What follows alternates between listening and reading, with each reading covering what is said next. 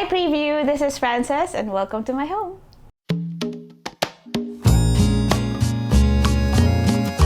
Yes, so my house is called the Nobi home and I call it the ever-growing home.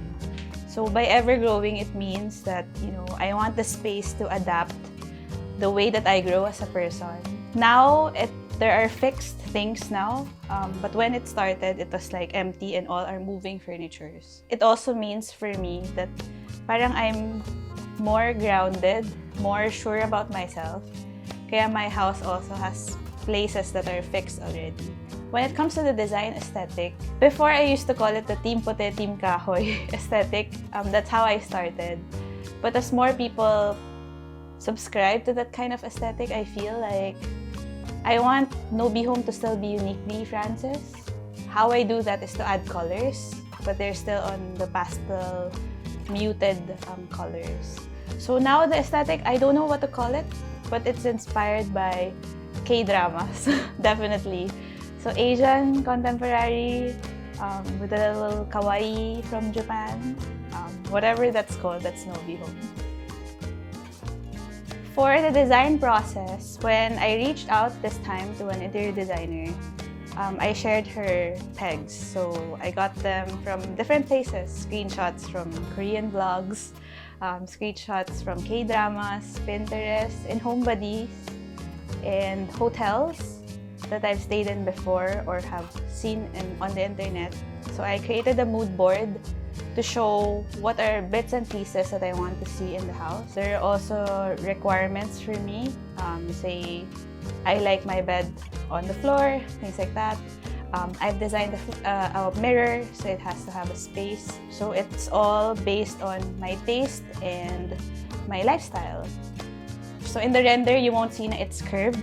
But then when everything was set up, I feel like everything's too straight and I want something softer, so we added the curve. The design process is really whatever is in my head, whatever the interior designer was an expert about, mixed together. But at the end, I still have the final say on what feels right at the moment. Because it's still an ever-growing home talaga. For my non-negotiables, apart from the specific furniture, one of the things that I ask is really to make the space still feel wide and fluid, like the movement of light, the movement of energy, the movement of people and items. I wanted to keep it open. Another is with my kitchen. It's the same, principle of keeping it open and fluid. So instead of the usual cabinets, I wanted it to be the pull-up cabinet so that when you open all three, you get a picture of everything that you have in your pantry. So when you cook, especially if hindi ako magaling magluto, you can see exactly what you have and what you don't have. The best thing about Nobi home is that it's mine. I call it mine. It's nice to know na I'm not getting any younger. I'm 30, turning 31. But at least may naipundar in the words of my parents.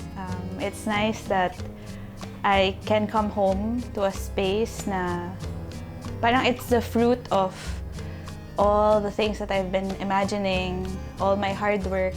It's all here, and I can come home to peace and quiet. So I'm very proud of that.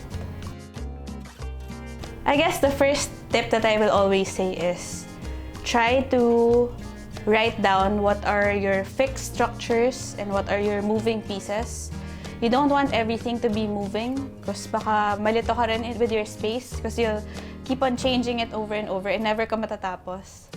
But you also don't want everything to be fixed because I feel like some furniture have a season. Sometimes you like boucle fabric. Sometimes you like bright colors. And then when it comes to, buying things, usually we tend to shop whatever we see in showrooms, even in furniture stores. Once we see them, we have the tendency na, I'll buy exactly that vignette or silhouette. But then ma-realize mo, ay iba pala yung space doon sa space ko. So I would suggest buy one thing at a time and start with the biggest. So say if your room is empty, buy the biggest furniture, whether it's the bed or the sofa, and then build around it. Unti-unti. Take your time.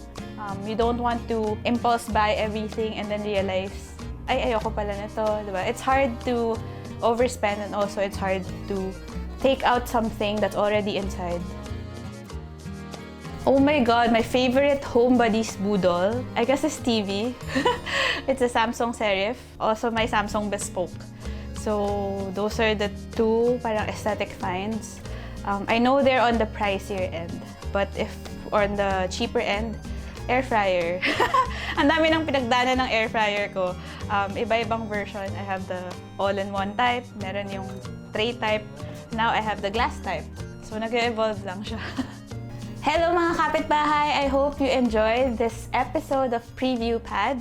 Again, I'm Frances Cabatuando, and if you want to know more of my design tips and aesthetic, you can follow me on Instagram at itsmayora frances, and make sure to join my community, Home Buddies, on Facebook.